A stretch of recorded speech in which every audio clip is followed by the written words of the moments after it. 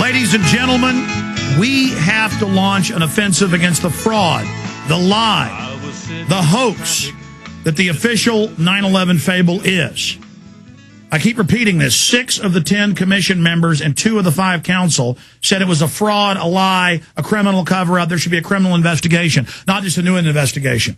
Obama's expanding the wars, the wiretapping, the torture, the secret police, and I'm sick of it, and so is Charlie Sheen, and I know you are.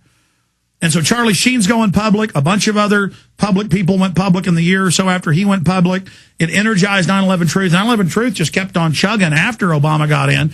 But the establishment, as I predicted, I know their mind, came back in after Bush was gone, believing that now it was depoliticized and they could kind of rewrite history and attack 9/11 Truth. They're doing it with all these new TV shows coming out. They got a couple of them have already aired this year, more airing in the next month.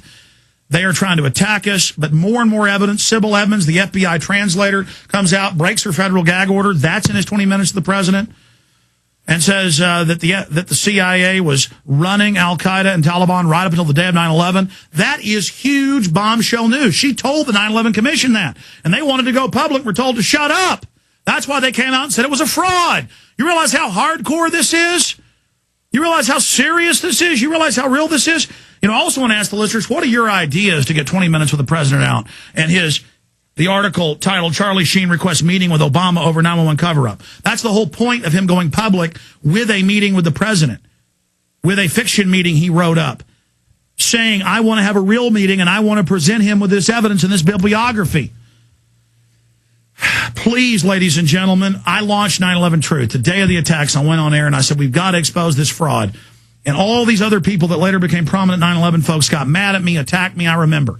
But it's my job to hit the barbed wire. We talked about it 2 months before it happened. But when the event took place, we came out, we exposed it. I took the heat. And I lost about 70% of the radio stations I was on at the time. That was kind of at the end of the Bill Clinton days, and I had just started to bash Bush. Before I was depoliticizing and just saying he was a puppet, but I mean, a lot of people say, oh, I'd stand up, oh, I'd tell the truth. Well, I'm somebody that did and lost 7 out of 10 stations I was on. Over the years, I built back up more stations and got bigger than I even was at the time. But I've taken a lot of hits for this because the truth's all that matters. Charlie Sheen's somebody who gets $500,000 an episode and 2 or 3 times that on syndication. With all these 7, 8 years of his show, what is it, in the 8th year now? Re-airing everywhere. He's got a lot at stake here. He's got a lot of courage. And we've got to stand with him in what he's done against the COINTELPRO, against the disinfo, against the spins, against everybody. And I want to put a challenge out to people, even if you don't like me personally, for whatever slights over the years or people in our community, at least stand behind Charlie Sheen and 9/11 Truth and realize how important this is to everybody, because we have no future if we don't turn the corner on this. Now, I want to go to Donna, Mike, Chris, John, and others. Toll-free number to join us, 1-800-259-9231. What are your ideas of ways to get 9/11 Truth out? What are your ideas of making it a big political issue and making it an issue? We have that power now to go into the town halls, to go into the city councils, to go into talk radio, to call in, to make websites. And this is the best 16 pages of material I've seen with the 20 bullet points in here. In fact, let me just read the 20. Well, you know what? I'll read the 20 bullet points after I take some calls and cover some economic news. We'll do this at 8 after start of the next hour. I'm not a newsreader. I don't like reading long things on here. I'm kind of looking at it like a big garage I've got to clean out or something. You know, your garage, it's full of junk over 5 years. I'm like, God, to read this on air. But I'm going to cover it because it's key info. The point is I can half-ass read it. I want to focus and read it good, which I'm capable of, but it takes a lot of energy for me to do that. So that's coming up.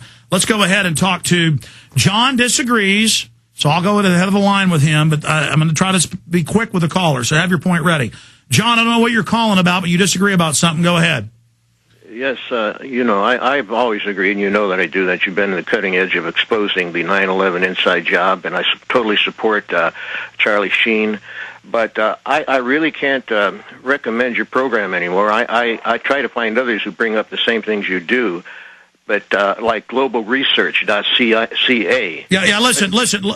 I link to their stories. We have them on. They're nice folks. But I'm not going to have you come on and say I'm a piece of crap and then recommend a bunch of other stuff. I understand. You've called before. You're a communist, and you don't like it that I badmouth Van Jones, who, quote, wants a total redistribution of wealth.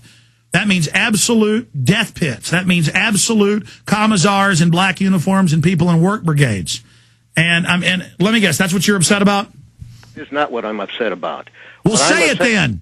I'm upset about the fact that you're joining with the neocons, and many of the guests you have on, you're joining with those who are opposing the world order, the IMF, the kinds of things that John Perkins is talking about, the people who are even on your side in exposing the inside job of 9/11, like another person who's on the COINTELPRO list even more than you are, Chavez of Venezuela, who has been attacked by the military-industrial CI complex, kidnapped, almost assassinated until millions of people rose up. So I'm just saying that you've got your feet in two camps. And I appreciate your call. Yeah, this show isn't like a religious cult where everything is circumscribed and, I wash my hands this way and I chant everything just right. I have John Perkins on, who I agree with a lot, but I disagree with him a lot. And I tell him on air I disagree with him.